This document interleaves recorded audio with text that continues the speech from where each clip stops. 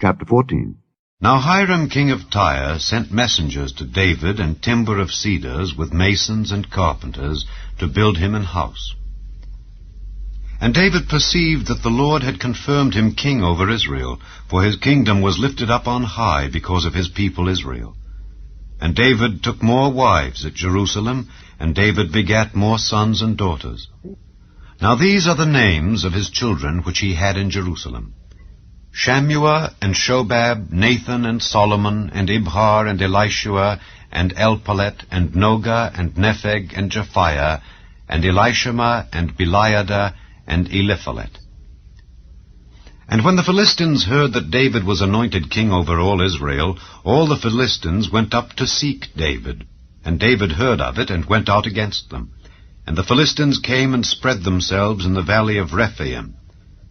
And David inquired of God, saying, Shall I go up against the Philistines, and wilt thou deliver them into mine hand?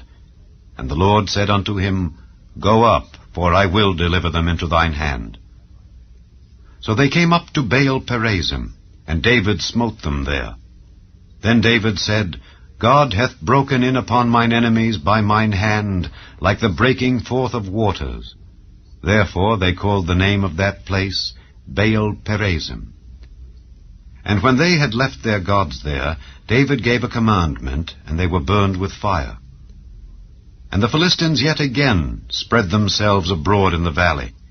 Therefore David inquired again of God, and God said unto him, Go not up after them, turn away from them, and come upon them over against the mulberry trees.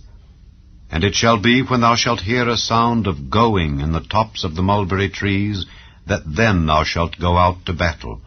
For God is gone forth before thee to smite the host of the Philistines. David therefore did as God commanded him, and they smote the host of the Philistines from Gibeon even to Gazer. And the fame of David went out into all lands, and the Lord brought the fear of him upon all nations.